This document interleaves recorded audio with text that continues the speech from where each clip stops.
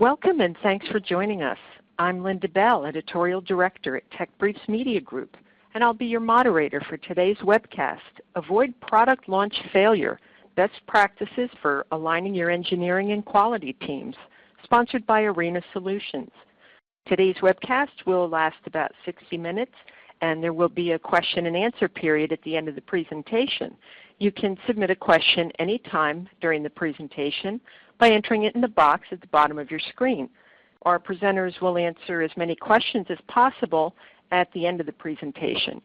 And those questions not answered during the live event will be answered following the webinar. In order to view the presentation properly, please disable any pop-up blockers you might have on your browser. So now let's meet our speakers. Ann McGuire is Product Marketing Manager for Arena Solutions and has more than 20 years of PLM and document management experience. She has held positions in pre-sale support, sales, implementation, and training. Ann established an implementation methodology that enabled fixed-scope, fixed-price implementations that challenged the enterprise software industry norm of open-ended, widely scoped, many-year implementations. Jim Brown is the founder and president of independent research firm TechClarity. Jim is a recognized expert in software solutions for manufacturers with over 25 years of experience in application software, management consulting, and research. He has extensive knowledge on how manufacturers use product lifecycle management and other enterprise applications to improve business performance. So now I'd like to hand the program over to Ann McGuire. Ann? Thank you, Linda. Well, we know your time is limited, and thank you for joining us today. So we wanted to make sure you got the punchline right up front. We have data on product launch failure as well as practices to increase product launch success. If you're on a product team, especially one that brings innovative products to market, this webinar is for you.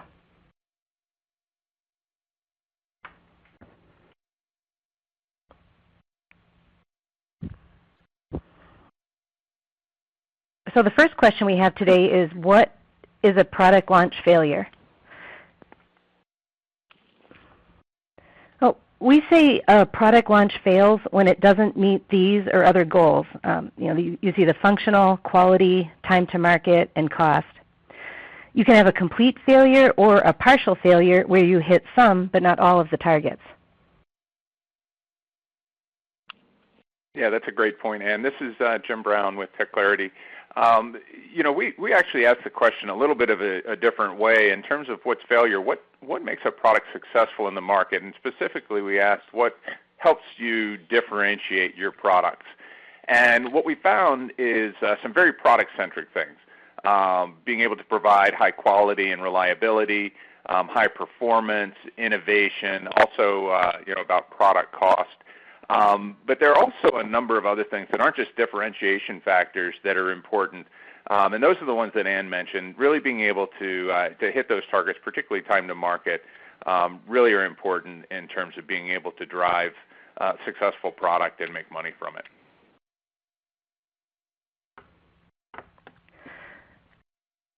Effective product launches are often evaluated from the marketing perspective.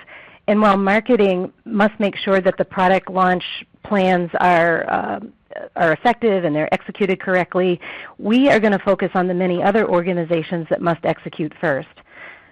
Developing new products requires not only engineering, but other people that you see here: quality, manufacturing, procurement, the suppliers.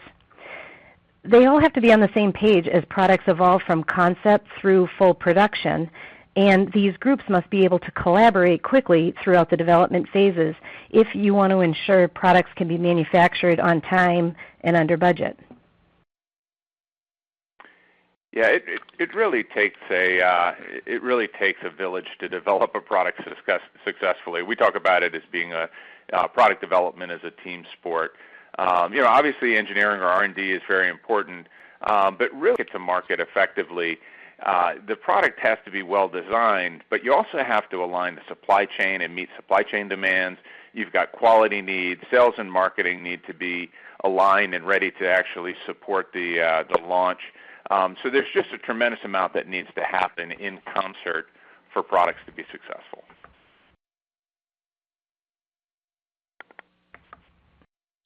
So can you explain a little bit more on why product launches fail? Good question. The major reason products fail is because of complexity, supply chain complexity and product complexity. Let's take a look at a typical supply chain here. They're often global. There's sources from around the world, manufacturing partners from around the world. And here are some of the problems that happen. Today's supply chains have many benefits, but they create many risks when you're trying to launch your products. Your new product development team must consider all these issues, ranging from problems like part shortages and long lead times, natural and political disasters, personnel changes, and other manufacturing challenges. The complexity of the product itself is a source of risk too. So Ann, how are today's products more complex? Yeah, that's a great question. I'll jump in on that one. Ann mentioned that products are more complex as well as supply chains. We have something we call the 5 dimensions of product complexity. And if you sort of start around at the top, you see one of them is mechanics and materials. We're seeing lots of new different approaches to building products. They're miniaturizing, but we're also bringing in things like 3D printed materials and more composites. So there's a tremendous amount of complexity in developing those. We're also seeing, if you go around clockwise, that there's more demand on supporting products and making them profitable across the product life cycle. So it's not just about getting a product that's great out of the box. It really needs to also be highly reliable and be able to work effectively for a long time, particularly for companies that are putting out fixed cost or service-based pricing. Continuing around, Ann mentioned globalization. Global design and global manufacturing. The fact that supply chains and organizations are split across multiple time zones, fantastic opportunity to leverage different talent, different skills around the world, also to manufacture closer to the source and closer to the customer, but adds just a tremendous amount of complexity, as does global markets and the globalization of supply chains. And then finishing off, we're back on product with mechatronics and systems. We're seeing smarter products being developed, and so smarter products really drive a tremendous amount of additional complexity as we're incorporating more software. And I'll talk about that in a little more detail. But the same as Ann said, that products are more complex and supply chains are more complex. The way we see it is products are more complex, but the entire product development ecosystem has gained in complexity, and that's driven some real challenges.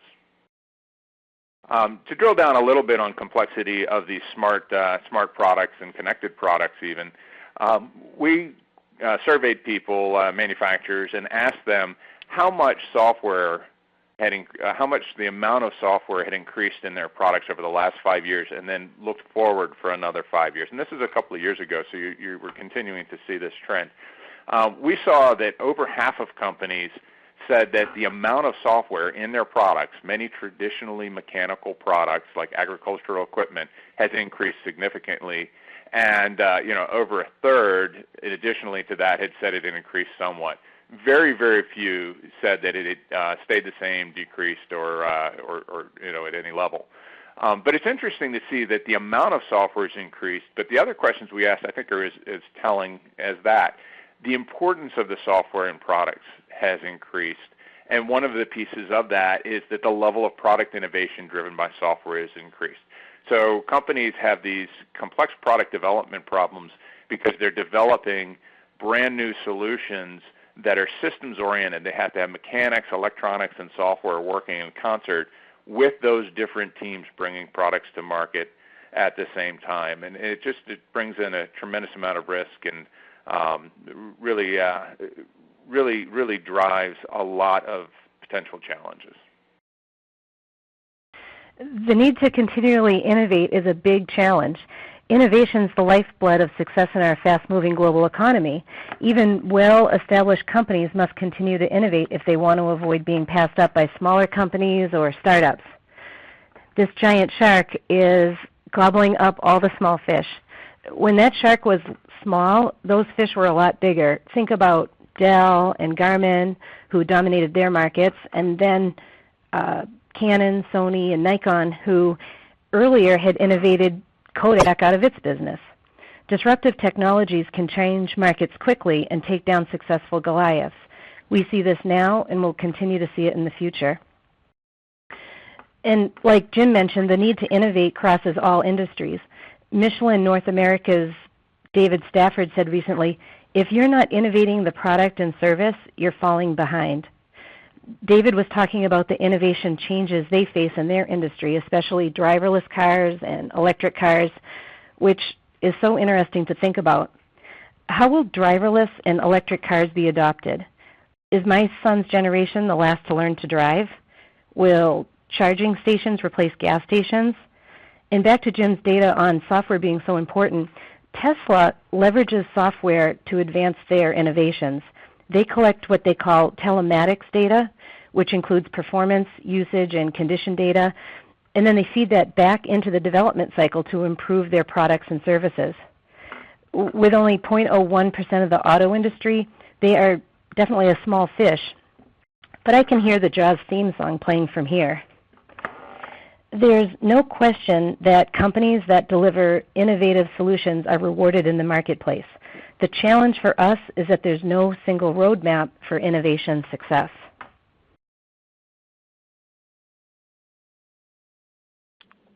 What stage of the product development cycle then do products fail most? Yeah, I mean, with all the complexity, it's not surprising that products are challenging.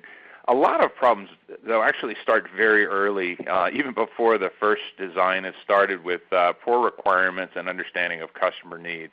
The best designs in the world can't help unless they really meet a market need. I once heard a definition of a product that was basically, it's something that solves a customer's problem for them that they're willing to pay money to solve. And so getting it right up front is usually a tremendous challenge and very important. But a lot of the failures occur across the entire life cycle.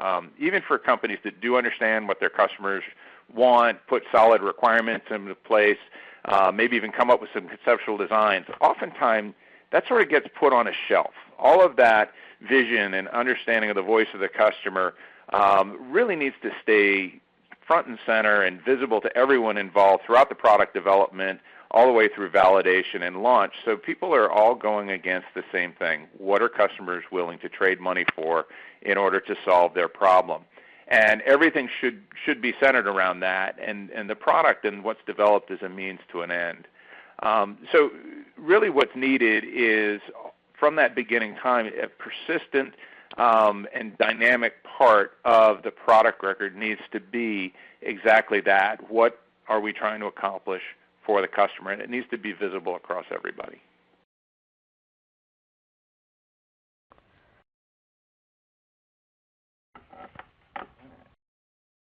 Yeah, and keep in mind that identifying and resolving issues early in the development cycle is far less costly than trying to fix problems once you've reached full production. Just think about inventory costs, rework costs, or field service repairs.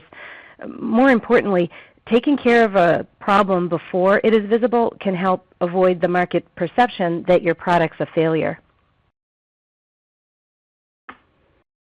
Yeah, absolutely. And when we asked about complexity, one of the things we tried to do is also understand what are the impacts of that complexity on product development and on products. And this is the areas where complexity really kills products. If you look, over half of the companies that we surveyed said that complexity drives product quality issues. And if you remember back a few slides ago, I said that the largest driver of differentiation that manufacturers report is quality. So over half of companies are saying this complexity hurts their quality.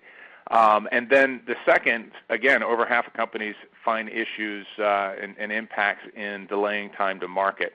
And time to market is one of the key drivers of both differentiation, but even more importantly, of profits and profit margins. So, again, if you don't have a way to keep all of the requirements and everything in place, you have a chance you don't really have a chance to address complexity. One of the issues is that most companies don't really have a central place where they can share information, store and bring information across from mechanics, electronics, and software all into one place. Because too many times, even within mechanical designers, we see people having their part of the product on a local copy on a hard drive or an email or different versions floating around. And it just leads to way too many opportunities for failure across the life cycle as complexity really gets the best of them.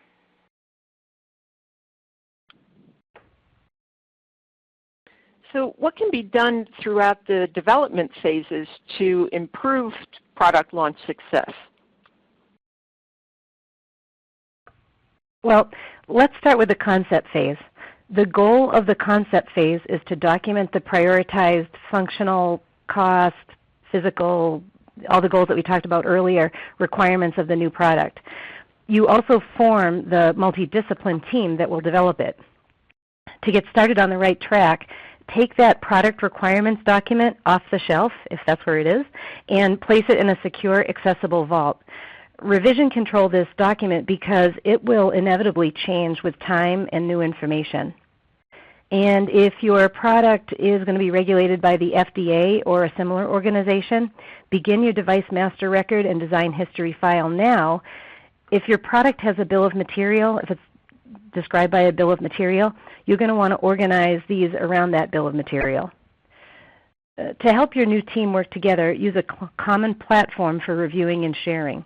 In engineering alone, think about mechanical, electrical, and software teams, each having their own specialized design tools like EDA or MCAD and others to create their part of the design.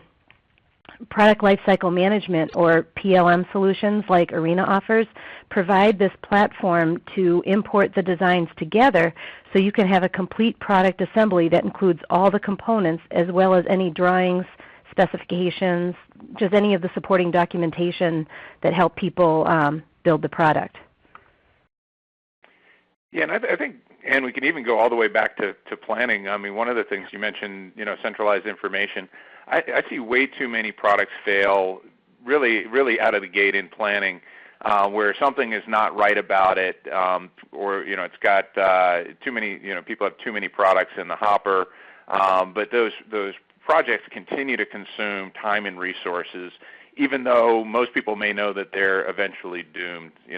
I'm always surprised at how many companies don't have a central consolidated view of even all of their new product development projects, so they know what they're working on and can make intelligent trade-offs. Companies really can't afford to work on projects and products that aren't ever going to make it to market. They really need to focus. Yeah, Jim, this is so true. We're seeing many companies adopt Internet of Things technology, and I'm not sure what problems a smart kitchen solves with refrigerators taking inventory and ovens preheating to help with some online recipe. Is this technology, is this a solution for people who cook, or is it for people who don't cook?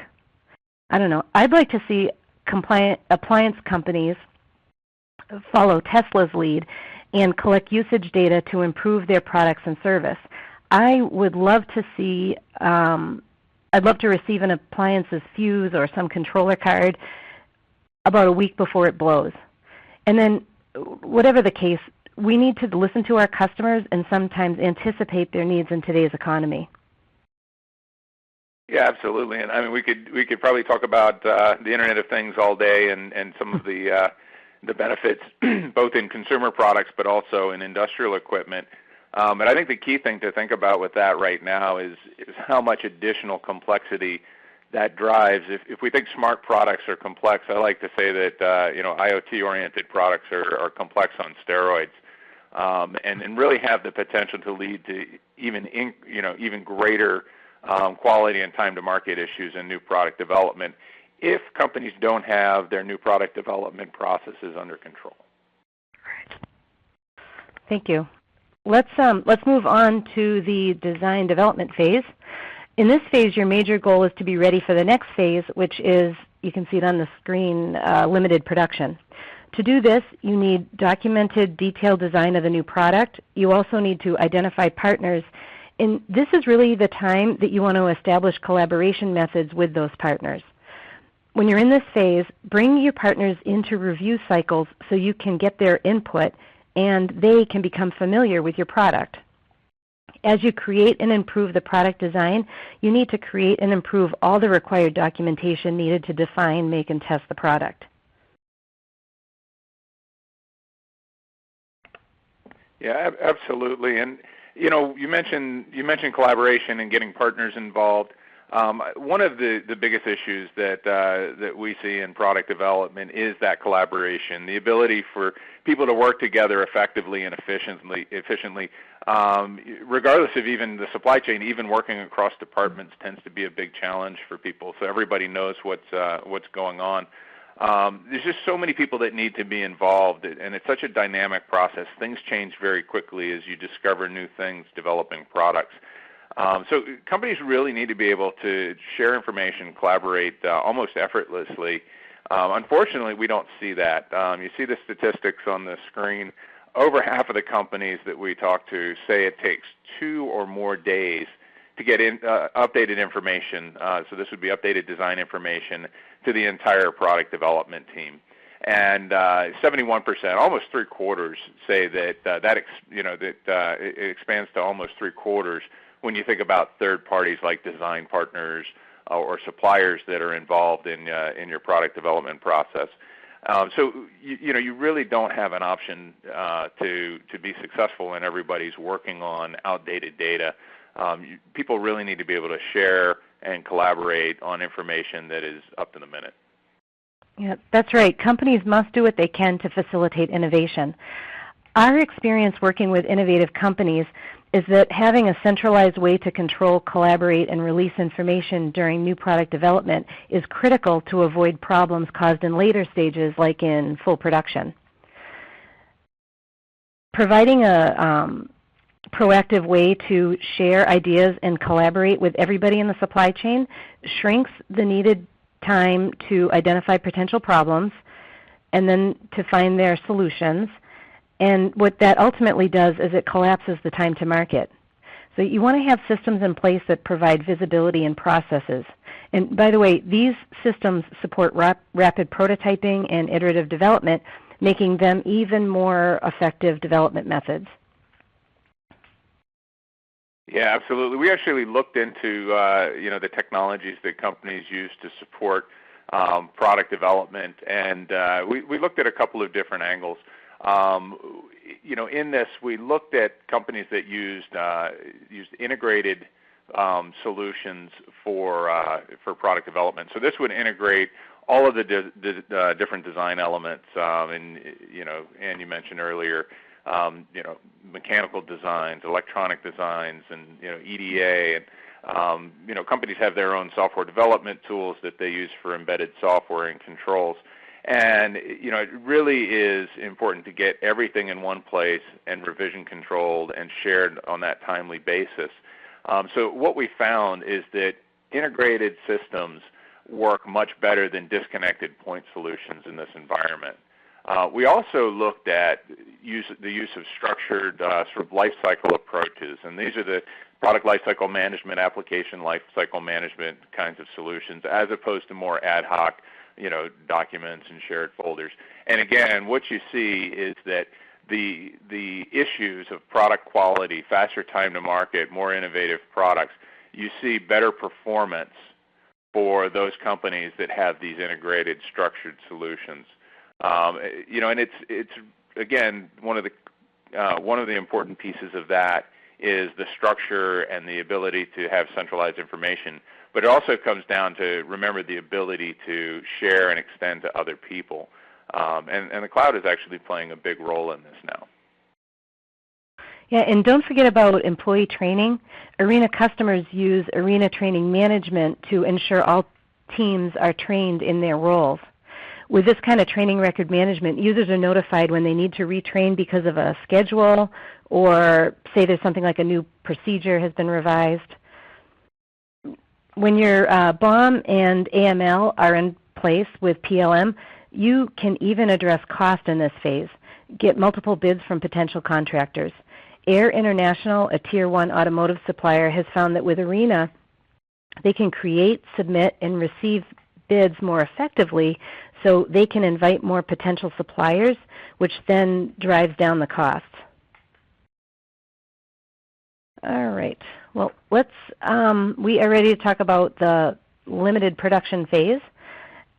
Limited production is about executing like you're planning to do in full production before making the major investment in the full production run.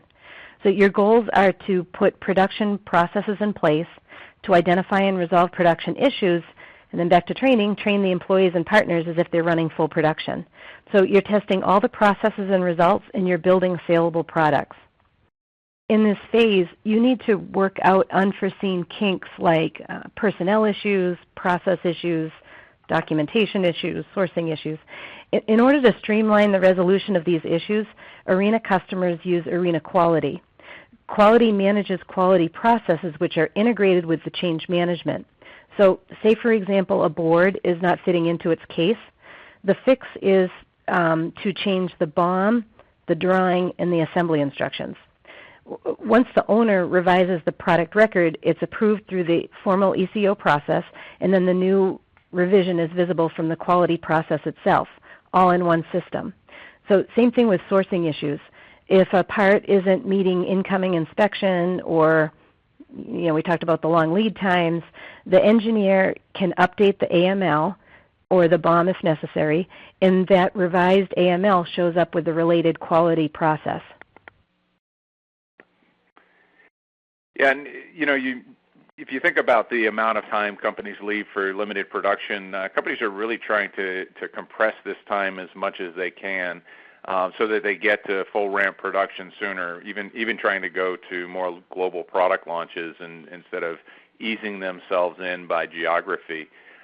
So, you mentioned, and the kinks that come up, right now in this phase is really where, you don't want any surprises, and you certainly don't want them, as you ramp up fuller, more fully, but they happen. And, one of the things that's important is to make sure you can react to them quickly. You see that on this slide, we looked at factory change or changes in the plant, and the number one reason for changing the plant is to increase product quality. But you also see things like production efficiency, trying to get your throughput more, get your throughput higher, and those sorts of things. At the same time, you're probably also releasing new products and new variants into the mix. But whenever you change things like this, they change processes. They also can change tooling and equipment. All of that needs to be updated. And one of the real challenges is, as products change, most companies don't do a good job of keeping their manufacturing processes in sync with their BOM in sort of a bill of process approach. So what are the results of that? What we see is that as companies are making those changes, hopefully early, ideally they would do it while the production line is still simulated, but in limited production as they make those changes. We see people missing the due dates for the change. We see additional product issues being introduced, even though the primary reason that we're making changes is to alleviate product issues. And we see lots and lots of companies that have cost overruns. And again, it's because of this separation of not having centralized and integrated, structured ways to associate the manufacturing processes with the bill of material. Too often they're in separate systems. They're not integrated. So if manufacturing manages processes separately from the products, problems are going to come up, and it's going to be hard to implement changes quickly and confidently to make sure that you're getting yourself really well set up for blowing out to full production. Great. So speaking of full production is the most visible phase both internally and externally. Internally, there is now a lot of money on the line. Externally, the market is expecting to see a product soon. Full production is about building the product to the forecasted demand. You can also do all this and continue to improve costs and quality.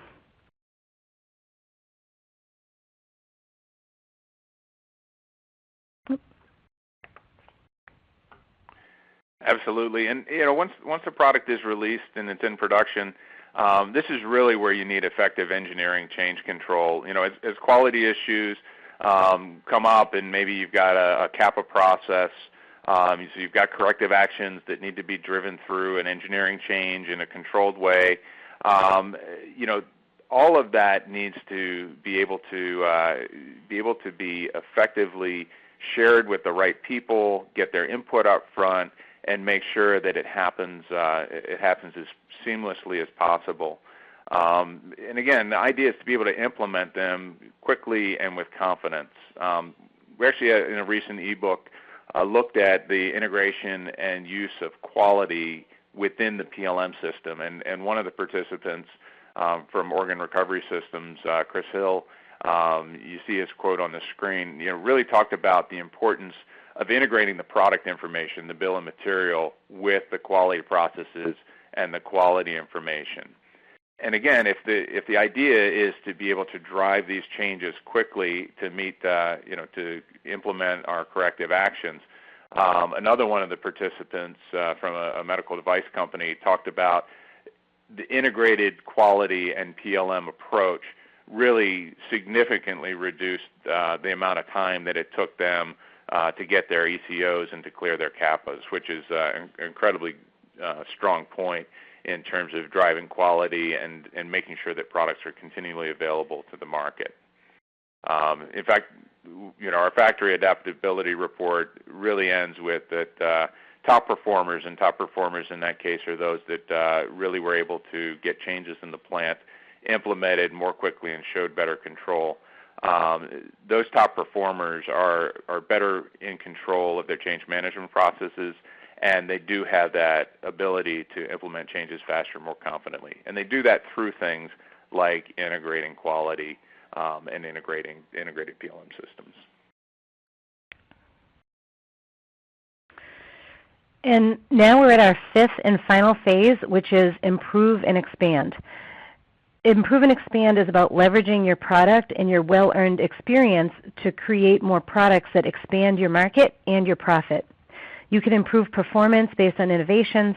You can look for ways to improve the quality or stability of your product based on customer usage, data, or other information. Maybe you've learned about other market opportunities, like your existing customers have other problems that you can solve, or there's some non-targeted customers that have problems that you can solve with your current set of products. And then, again, with higher volumes, you can continue to drive down costs, giving your company flexibility when you're competing against others. When you focus on these efforts, you extend what Stanford's Mark Leslie calls the arc of a company life. When you have an integrated PLM and quality system, you provide your product teams the visibility and the processes they need to do this valuable work. Yeah, absolutely. And one of the most discouraging things that I see happen in companies is when they find a quality problem, whether it's through a formal CAPA process, or maybe they catch the challenge internally, or they're just trying to improve production efficiency, and they make a minor change to the product. They find it, they correct it in the product, and then all of a sudden that same problem reemerges in a new revision of the product or a product extension.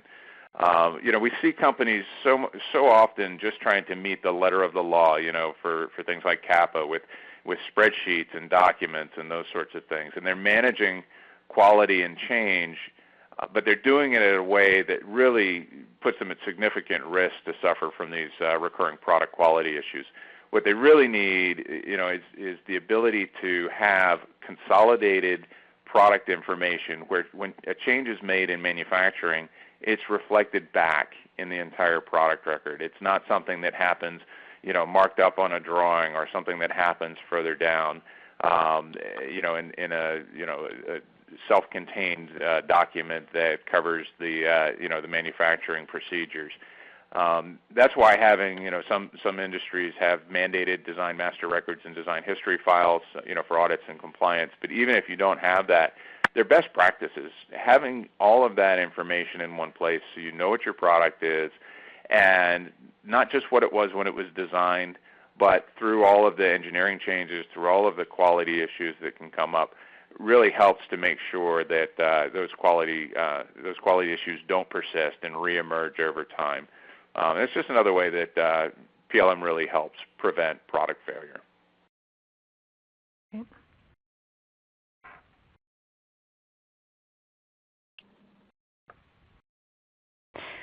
So back to the key message that we started with, for a successful product launch, you need to align your entire product team from the beginning of the development phase through to your improve and expand phase. You do this by adopting practices that are supported by a PLM QMS unified solution.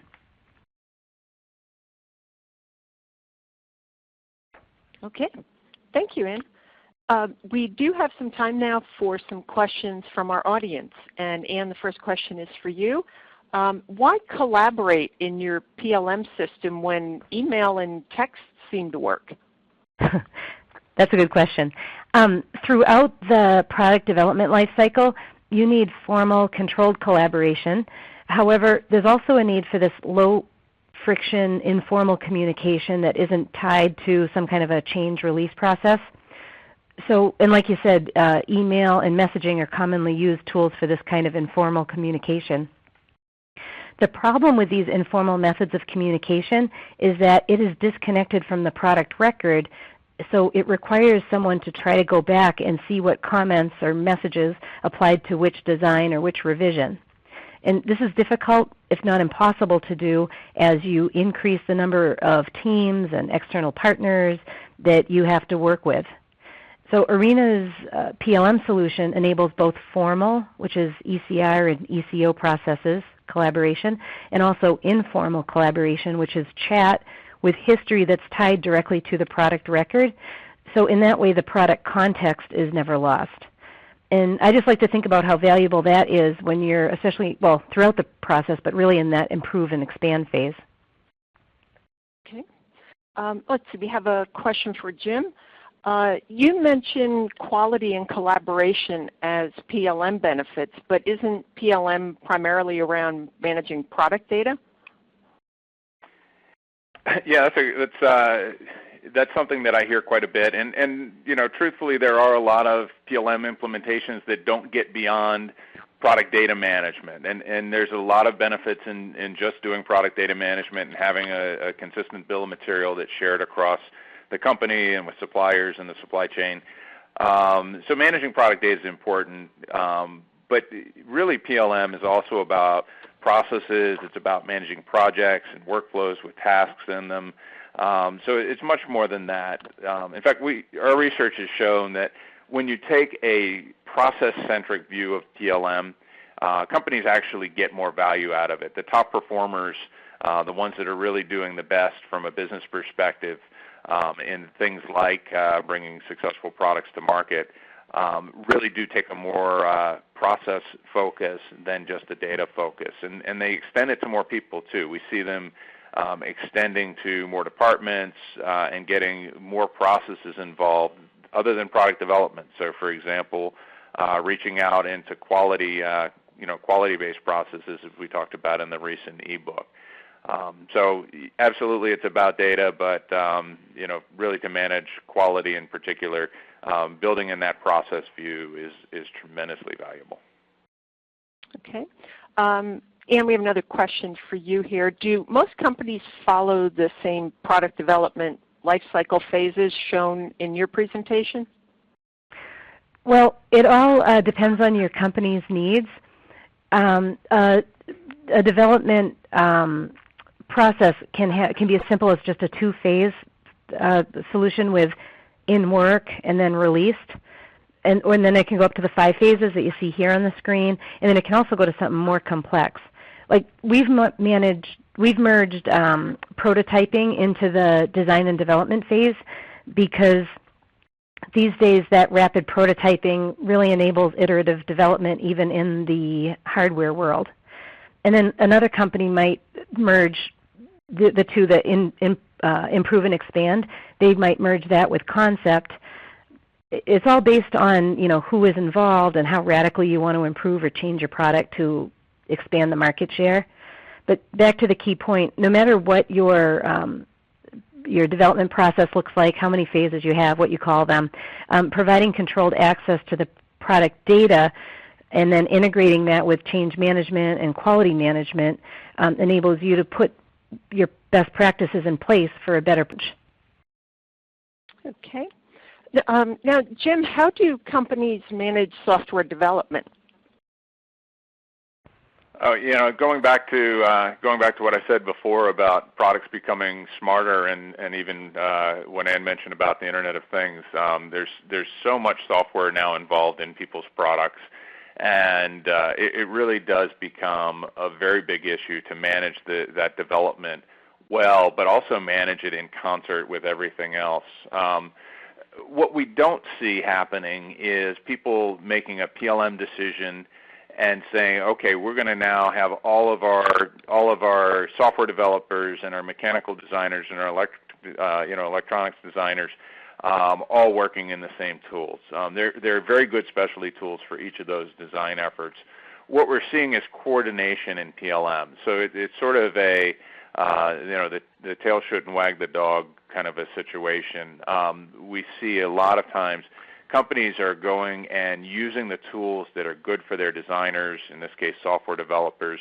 They're managing those processes potentially in a little different way than mechanical design, maybe even using some agile methods as opposed to traditional waterfall approaches, but then integrating in at the right points in the design cycle to make sure that you're developing a product that's cohesive. See a lot of integration at the requirement side, maybe a little less during development, and then some really strong integration at the validation and verification points. Okay. We have another question for you, Jim. As far as concept phase and selecting correct components, do you recommend a software that tracks what components are used throughout the company and helps select preferred components?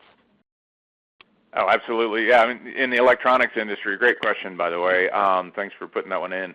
In terms of the right electronic components, there's so much that goes into saying what the right component is, and obviously there's specifications that are important, but you also have to deal with things like compliance. You have to deal with issues like obsolescence. So, something that tracks all of that information and keeps that central and keeps that in front of somebody that's making the decisions, of what components to put in early on in design is absolutely critical. So the more that you're reusing any kind of parts, the better off you are. But when you get to electronics, particularly with these the global supply chain issues that can come up and obsolescence issues and shortages, I think it's even more important to keep those in sync and to make sure people are using preferred suppliers and not introducing too much new risk. Right, and with the PLM's AML approved manufacturers list functionality, a lot of times you have your internal part number, and then it refers to a manufactured part name and number, or your company name and number.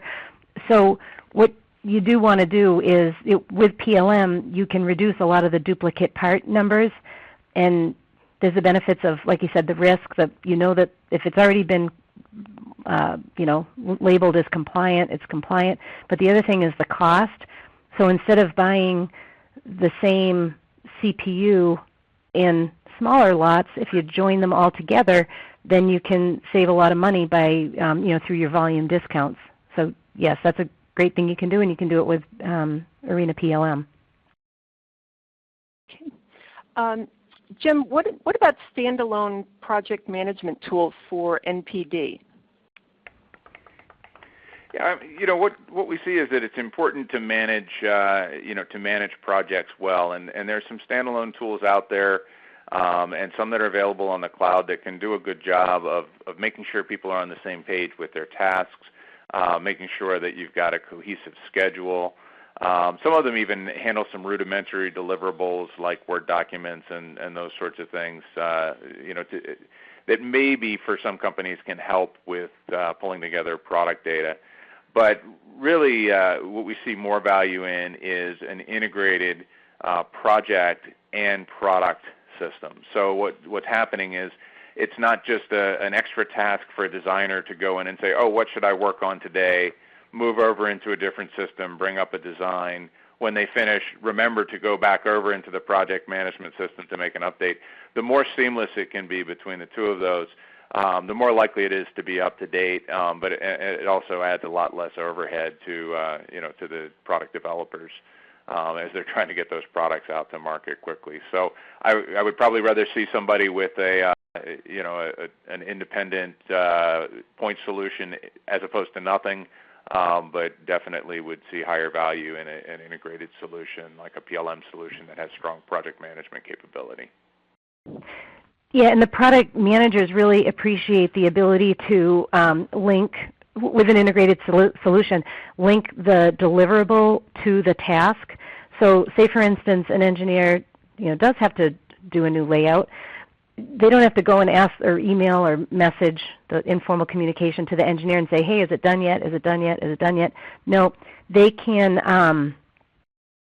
just look right on the system and say, all right, where are we on that task? Oh, and then they can pull up the drawing and see that it's done. So yeah, there's a big benefit to that. Okay. So our next question is for you, talking about supply chains. How can PLM help with problems you face by using a complex supply chain? Well, first, when you talk about a supply chain, think about what would happen if you do not have controlled, accurate, and accessible product information for the partners who need it.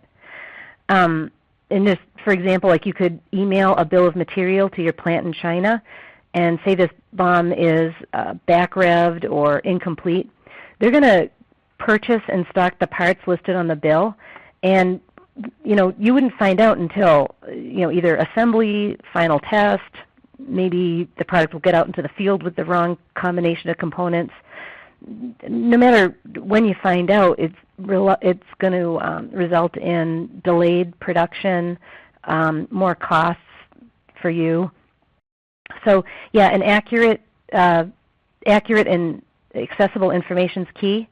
And then the other thing is you can think about problems that you don't necessarily anticipate, like the part shortages or long lead time. In Arena, you can store not only the bill of material, but we talked about the approved manufacturers list for purchased components. You can mitigate risks by qualifying alternate parts. And then even if you do release a BOM with one part with no alternate parts, and then you run into the long lead time problem or the local part shortages, you can resolve that problem a lot quicker in PLM. Okay. Yeah, I see also a lot of companies are, extending PLM to the supply chain and really not just managing internally, but stretching information out and sharing, whether it's a design partner or whether it's an ODM, on the front end, whether it's, on the back end, really being able to extend and make sure that the information is consistent across is a tremendous benefit. Great. Jim, we have another one for you. Which companies were the top performers in your research? Oh, good question. Yeah, I mentioned top performers in a couple of my different slides. And depending on the research study, we define top performers in different ways. Typically, when we're looking at companies that are top performers in new product development, we look at those companies that are able to grow product revenue, product margins, and the percent of products, or the percent of sales from new products. And we really try and tie it to business performance. So companies that are able to go out, capture new business, capture high margin business, typically due to quick time to market, And then we use percent of sales from new products as a way to gauge innovation. How fresh is your product portfolio? Companies that are still selling the same products from years and years ago tend to lag behind also in the other factors, which are revenue and margins, except for rare circumstances. So typically that's what we do. So in some of the areas like the factory change, it was more about how can you implement change in your factory more effectively. That was about on time, on budget, those kinds of metrics around factory change. So it varies a little bit, but from a new product development perspective, we tend to try and go straight to the P&L. Okay. We have time for one more question, and we have a kind of a two-part question for you. For training record management, can you see who needs to be trained on something? And the second part is, how often do people need new training? Okay, thanks. Yeah, with arena training, you can see who needs training, and you can see it from 2 points of view. First is you can look at a person and you can say, what all training does Scott need? Or you can look at it from the point of view of content. So like if you revise a new assembly instruction, who all needs to be trained on this new assembly instruction? So as far as how frequently they need to be trained, that's up to you. You can set up a scheduled training, say, annually, but then you also are going to want to base it off when a process changes. If the process changes, the people involved should read the updates and then sign off that they did. And then when they sign off, it's time-stamped so auditors can go back and see that your people are all up to date on their training. Okay. That's going to do it for our question and answer period for today. I would like to thank our speakers, Ann McGuire and Jim Brown, and all of our audience members for attending today. Please remember that the webcast will be available on demand for 12 months at www.techbriefs.com. And thanks again and have a great day.